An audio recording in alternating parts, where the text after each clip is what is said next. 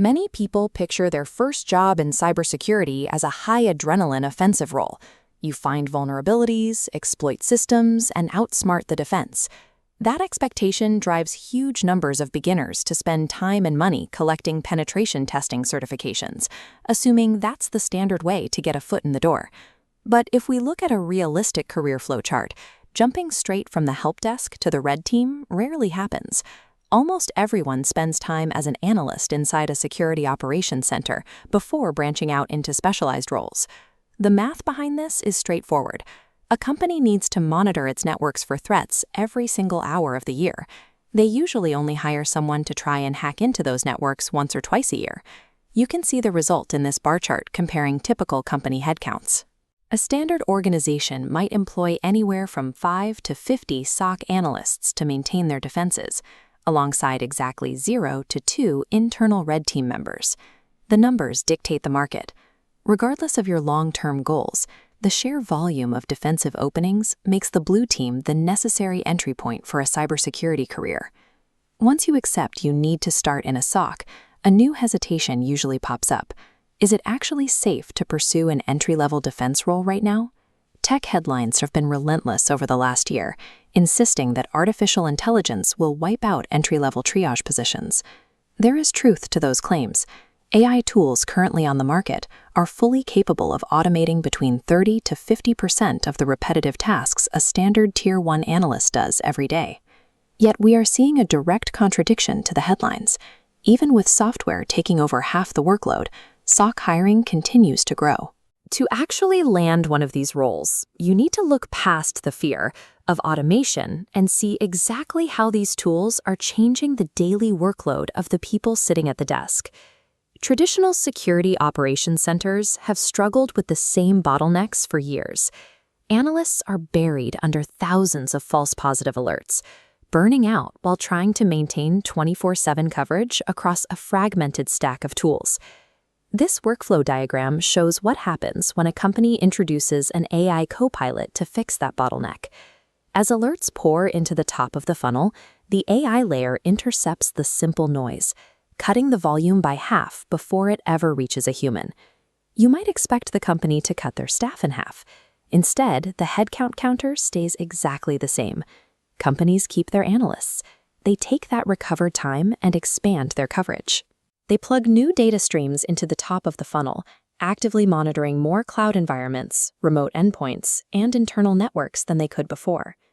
Because the scope of monitoring gets wider, the total volume of alerts quickly scales back up to fill the newly created human capacity. The difference is that the alerts making it through are now much more complex. As an entrant, this presents a clear trade-off. You get immediate exposure to sophisticated, real-world attacker behavior on day one, but you have to manage a consistently high cognitive load to solve those complex problems. The sheer volume of digital territory that corporations need to defend is expanding. That demand outpaces the amount of labor AI is currently able to save. So at a macro level, the jobs are safe, but the specific profile of the person who fills that job is shifting quickly. In the past, you could get by as a Tier 1 analyst by treating the job like a factory line. You monitored a dashboard, checked an IP address against a static list, and routed a ticket to the next tier up. If that is your entire skill set, your position is highly vulnerable. Software is exceptionally good at following static checklists. We can map out the skills required to survive this transition. This 2x2 quadrant chart plots the effort required to learn a skill against how resilient that skill is to automation. In the bottom left, we have tasks like basic ticket routing, IP enrichment, and pure alert monitoring. They take low effort to learn, but they offer zero long-term security in the current market. Over in the top right, we see high-effort skills, mastering CM platforms, analyzing complex cloud logs, and writing basic scripts. Putting the work into these guarantees a high degree of career safety. When an actual breach occurs, someone has to decide whether to isolate a server, contain the attack, coordinate the response with the IT department, and explain the business risk to management. Those responsibilities require a deep understanding of business context and technical judgment. More importantly, they require a human being to take accountability for critical decisions. Code cannot do that. Automation is eliminating tasks, not headcount. Your longevity in the field depends entirely on your ability to upgrade the complexity of the problems you can solve. The path forward is straightforward. Accept the reality of the blue team pipeline and deliberately build the specific skills that outpace the algorithms. If you are trying to break into the industry for the first time, you need to adjust your target. Pause the exclusive focus on ethical hacking. Use a SOC role as a paid training ground. It is the best place to naturally learn Windows and Linux internals, Active Directory, and how attackers actually operate in live environments. If you are already working in IT support or on a help desk and you want to move up, the requirements have changed. This scorecard outlines what hiring managers demand for entry-level defense.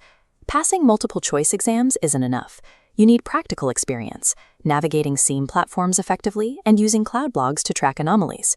Most importantly, analysts must deeply investigate incidents, building timelines instead of just clearing alerts. You face a clear trade-off. You have to make a higher upfront investment in your technical education to master these systems. In return, you gain career immunity against AI disruption. The Security Operations Center remains the most viable gateway into cybersecurity. The machines will handle the noise, but the analysts who bring human judgment to the defense line will always remain in demand.